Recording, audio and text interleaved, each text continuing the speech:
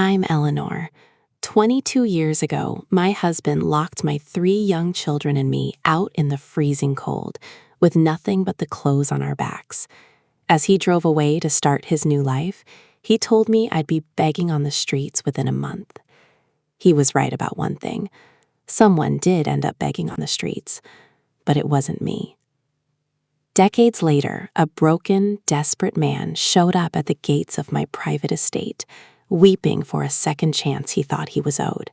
He believed I spent 20 years plotting his destruction, but the truth about how his empire really collapsed and the silent promise my children kept all those years was something he never saw coming. How did a mother with $0 turn a trailer park tragedy into an untouchable fortress? If you love stories of resilience and quiet justice, hit that subscribe button right now so you never miss an episode. And before we dive in, I'd love to know, where are you watching from and what time is it where you are right now? Let me know in the comments below. I never thought 20 years of marriage could end in less than 10 minutes. But on a cold Tuesday afternoon in our gated community in Greenwich, Connecticut, my husband, Richard, made sure it did.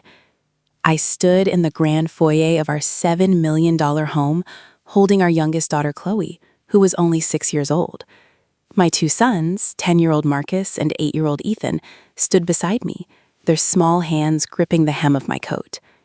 Standing next to Richard was Victoria, a young woman half his age, wearing a designer trench coat paid for by my husband's credit card. She looked at my children and me not with guilt or sympathy, but with absolute disdain. "It's over, Eleanor," Richard said, his voice completely flat, stripped of any warmth or remorse. "Pack 3 bags for you and the kids. You have 10 minutes to get off my property." I froze in disbelief. "Richard, what are you talking about? This is our home. These are your 3 young children." "This house belongs to my holding company," he replied coldly, adjusting his gold watch.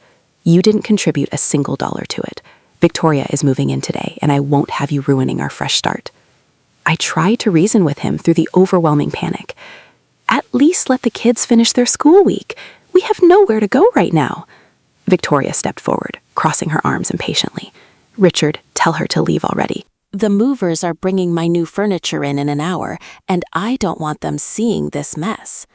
Richard didn't hesitate for a second. He grabbed 3 beat-up suitcases I had hastily packed and shoved me toward the heavy oak front doors. Before I could react, he threw our luggage onto the icy pavement of the driveway. The zipper on Ethan's bag burst open, scattering his winter clothes across the cold concrete. "Get off my property right now before I call the police for trespassing," Richard shouted, pointing his finger at my face. "You can't do this legally, Richard," I managed to say, my voice trembling with anger and fear. But deep down, I knew I was too stunned and terrified to fight back in that moment. I had no lawyer, no independent income, and no knowledge of his complex corporate structures. I had spent 2 decades trusting him completely, signing every legal document he put in front of me without ever reading the fine print. "Try me," he sneered. "Every joint account is locked. Your credit cards are canceled. You don't have a single penny to hire an attorney, Eleanor. You are completely on your own." He slammed the heavy oak door shut, and the lock clicked with a finality that echoed down the quiet street. The freezing rain started to fall. My 3 children huddled against me, shivering in the cold. Marcus looked up at me with wide, terrified eyes, while little Chloe began to cry quietly into my shoulder. Ethan knelt down on the wet asphalt, gathering his shirts with hands that were already turning red from the cold. I checked my phone. A text alert popped up from my bank. "Your joint checking account has been closed." Another notification followed immediately. "Your credit card has been declined." Richard had executed his plan with ruthless precision. He didn't just abandon his family. He erased us financially in a single hour. He stripped away our shelter, our security, and our dignity, leaving a mother and 3 young children stranded on the sidewalk with 3 soaked suitcases. I pulled my children close, wrapping my arms around them on that empty street. I didn't scream. I didn't cry. The shock was too deep. But beneath the horror, something cold and resolute settled in my chest. Richard thought he had destroyed me. He thought he had won. Looking at my children's terrified faces, I knew I couldn't afford to break down. We were locked out of our life, but this was only the brutal beginning. I called my longtime friend Brenda from a gas station payphone, her voice hesitant over the line. She allowed us to crash on her living room couch for 4 days, but by Friday morning, the atmosphere had turned icy cold. Brenda stood in her kitchen with her coffee mug, avoiding eye contact completely. "Eleanor, I love you, but my husband says this is too much," she said softly. "Richard called him yesterday and threatened to drag us into your legal disaster if we keep helping you." You have to leave today. I didn't argue or plead. I simply packed our 3 suitcases, thanked her politely, and walked out into the bite of the morning air with my children. We had nowhere left to run. With a few $100s I managed to scrape together from an old savings jar, I rented a rusted, drafty 2-bedroom mobile home at the edge of the county in a rundown trailer park. The roof leaked during rainstorms, and the wind whistled through the paper-thin walls, but it was a roof over our heads. The next morning, I secured a job working the night shift as a dishwasher at a 24-hour highway diner down the road. It paid minimum wage under the table, just enough to buy basic groceries, canned soup, and school supplies for the kids. My new reality was relentless. I worked 12-hour shifts, standing on hard concrete, scrubbing baked-on grease off heavy iron pots and dishware. My hands, once soft and accustomed to high-end spa creams, quickly became red, swollen, and cracked from the burning water and industrial detergent. Deep chemical burns stripped the skin from my knuckles. I slept barely 3 hours a day while the kids were at school, waking up just in time to cook dinner, wash their clothes by hand, and review their homework. I refused to let their education suffer. One late night, after finishing a double shift, I sat at the small Formica kitchen table in our trailer, trying to wrap adhesive tape around my raw, bleeding hands. 10-year-old Marcus walked into the room to get a glass of tap water. He stopped dead in his tracks, staring intently at my hands. 8-year-old Ethan and 6-year-old Chloe followed him, standing quietly in the narrow hallway. Marcus didn't cry or throw a tantrum. Instead, his young jaw set into a tight, hardened line. He walked over, gently picked up my swollen right hand, and looked closely at the open cracks and chemical burns. "Mom," Marcus said, his voice cold and steady beyond his years. "He made you do this." "It's just hard work, Marcus," I replied, trying to pull my hands back beneath the table to hide the damage. "It's what we need to survive right now. It won't be like this forever." "No," Ethan stepped up beside his brother, his dark eyes burning with fierce determination. "Dad threw us out on the street because he thought we were nothing. He thought you couldn't survive without his money." Little Chloe wrapped her arms around my waist, resting her cheek against my worn apron.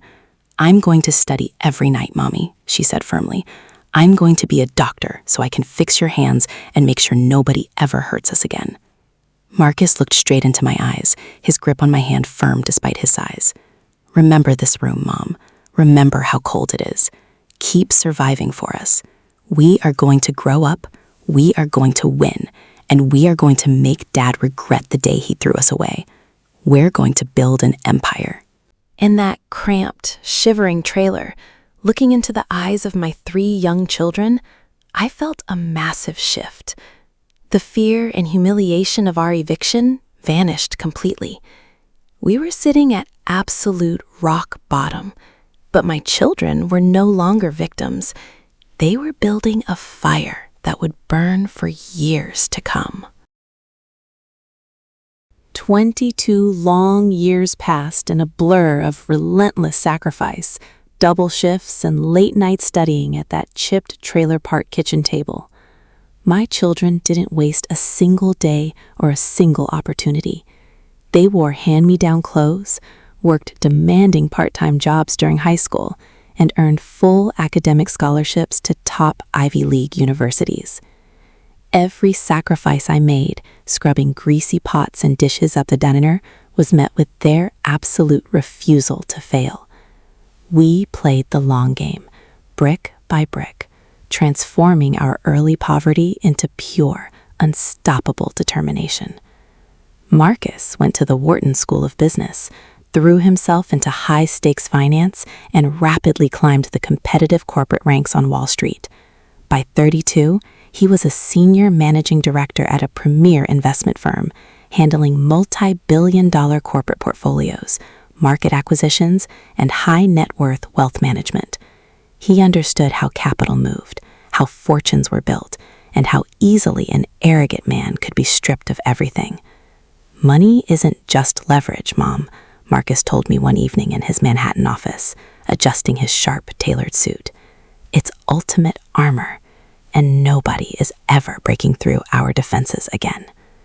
Ethan graduated at the top of his class from Harvard Law School and quickly built a formidable reputation as a premier corporate litigation partner in New York City. He specialized in high-stakes asset protection, breach of contract disputes, and complex corporate restructurings.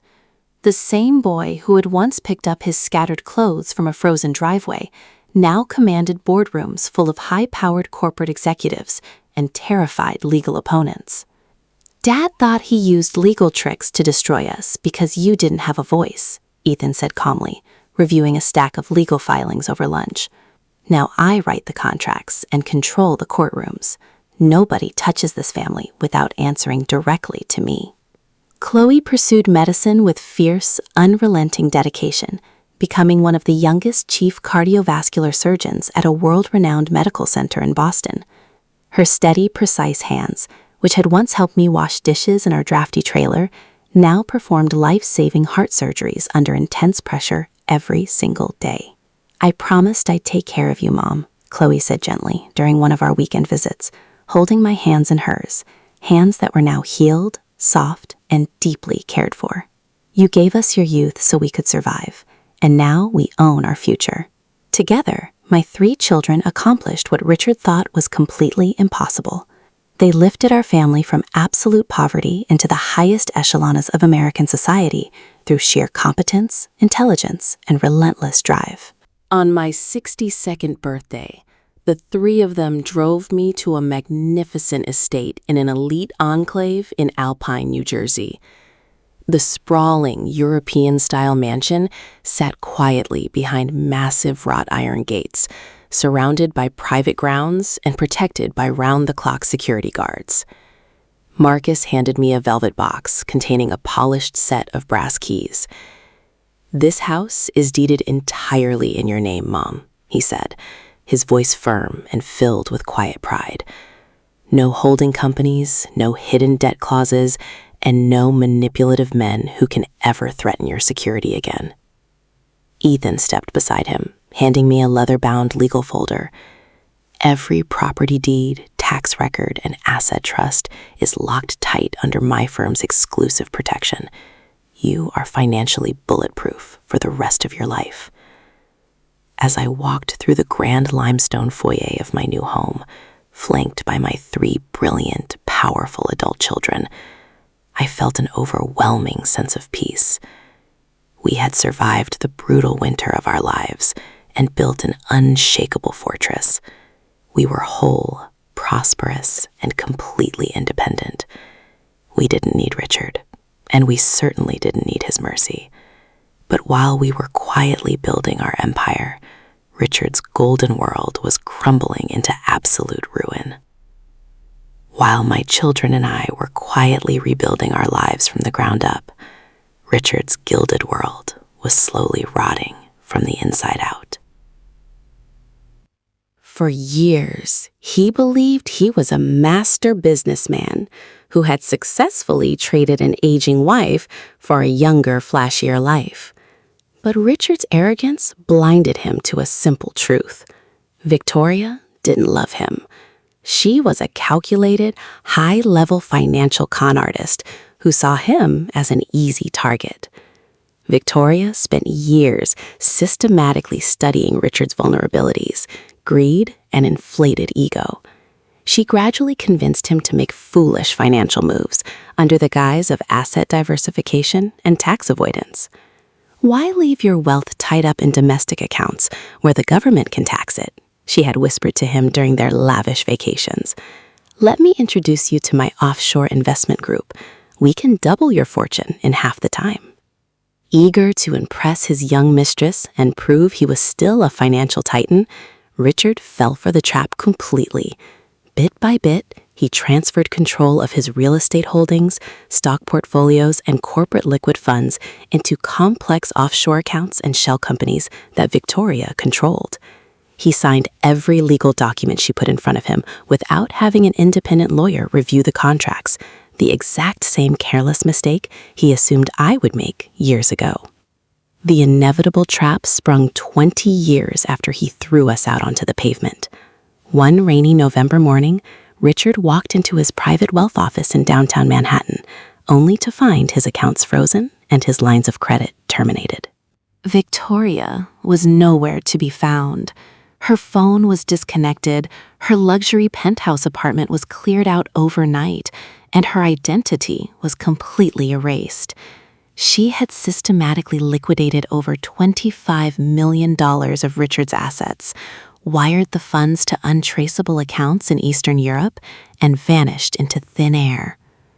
When the federal investigators arrived at Richard's office later that week, the reality hit him like a physical blow. Victoria wasn't an heir to a European estate, nor was she a savvy investment manager. She was a professional scammer with 3 federal warrants for wire fraud and identity theft.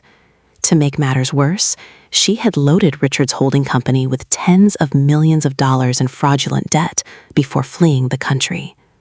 Mr. Sterling, every asset you thought you owned has been pledged as collateral, his former head accountant told him brutally outside the federal courthouse. Your house, your cars, your business, the banks are seizing everything to satisfy the outstanding loans. You are completely insolvent. Richard tried to fight the foreclosures in bankruptcy court, but without liquid cash to hire competent defense attorneys, he was thoroughly crushed by corporate creditors. Within 18 months, his Greenwich mansion was auctioned off on the courthouse steps. His luxury vehicles were repossessed, his business was liquidated, and his name was dragged through financial publications as a cautionary tale of reckless greed.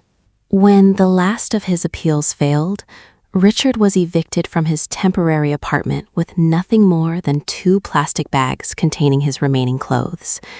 He had no savings, no passive income, and no friends left to help him. The wealthy social circles he once entertained turned their backs on him instantly. At 65 years old, the man who had once systematically stripped his wife and 3 young children of their home and security found himself sleeping on park benches in New York City.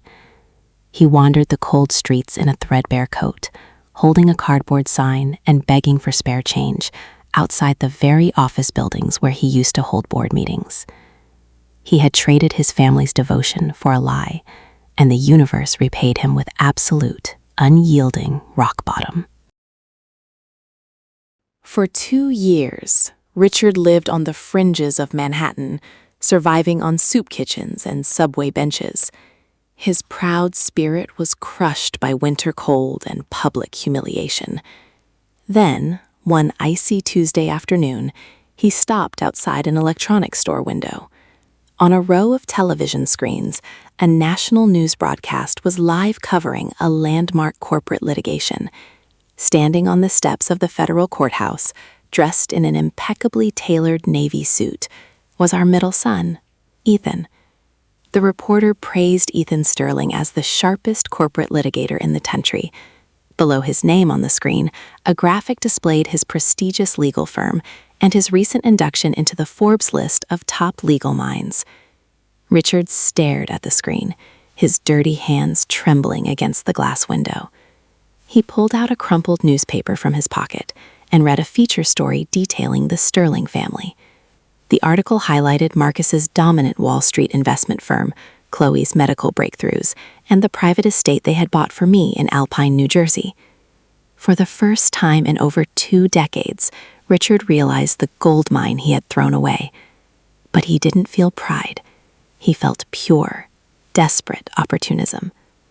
2 days later, Richard used his last few dollars, begged from strangers, to take a bus to Alpine. He bypassed the main entrance and managed to slip through a secondary estate gate during a utility delivery.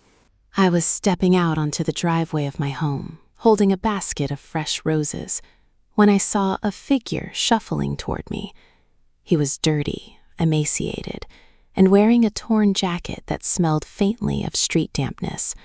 His face was weathered and covered in an unkempt gray beard. It took me 5 seconds to recognize the man who had once ruled my life with iron arrogance. "Eleanor," he rasped, his voice cracking with emotion. He collapsed onto his knees right on the cobblestone driveway, clutching his chest.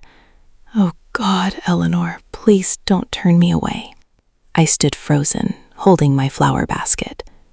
"Richard, what are you doing here?" "I'm so sorry, Eleanor," he wept, tears streaking through the dirt on his pale cheeks.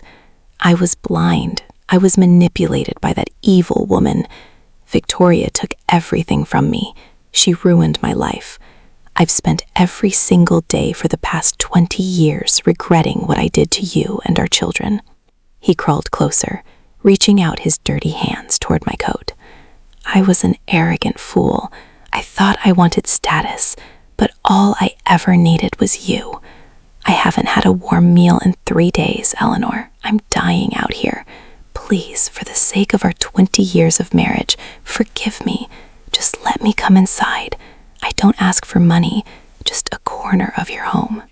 Looking down at him, a familiar wave of softness swept over me.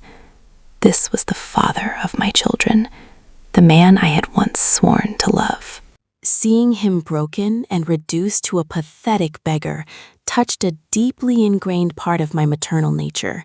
My default instinct was always mercy. My hand trembled on my basket. The anger I had held for decades suddenly felt heavy, washed over by intense pity. "Get up off the ground, Richard," I said softly, my voice wavering with hesitation.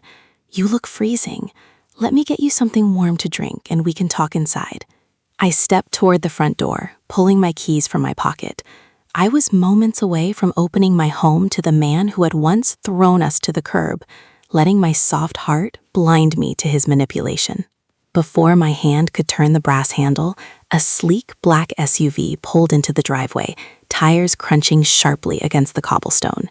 The heavy car doors opened, and Marcus, Ethan, and Chloe stepped out.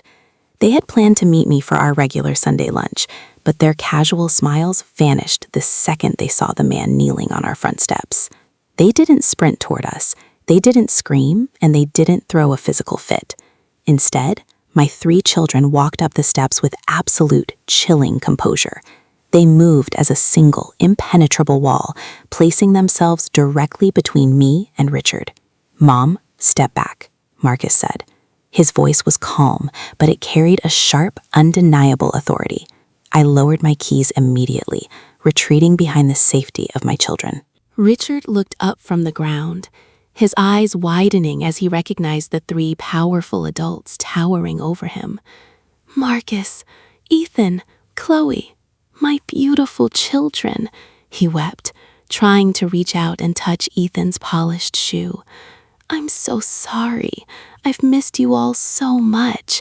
Please, I just want my family back." Chloe looked down at him with the cold, diagnostic precision she used in the operating room. "Stop crying, Richard. Your heart rate is steady, and your breathing is completely controlled. You are not experiencing an emotional breakdown. You are experiencing financial desperation," she said, her voice entirely devoid of sympathy. "You don't miss us. You miss having a host to leech off. You are just a parasite looking for a new lifeline because your last one drained you dry." Richard gasped, clutching his chest in a theatrical display of pain. "How can you say that to your own father? I made a mistake. I was fooled." Ethan adjusted his suit jacket, looking at Richard the exact same way he would look at a defeated opposing counsel in a courtroom. "You aren't a father. You are a biological footnote," Ethan stated flatly. "Legally speaking, you terminated any claim to this family 22 years ago when you evicted us. You have no marital rights, no parental rights, and no legal standing on this estate. If you take one more step toward my mother, I will have you arrested for criminal trespassing, and I will personally ensure you spend the rest of your life buried under restraining orders. Do you understand me? I have absolutely nothing, Richard pleaded, turning his desperate gaze to Marcus. I'm destitute. I'm begging you. You have so much money now. You can spare something for an old man who has lost his way. Marcus checked his watch, treating the emotional moment like a tedious boardroom negotiation. You taught me everything I need to know about wealth, Richard. You taught me that capital is reserved for assets, not liabilities.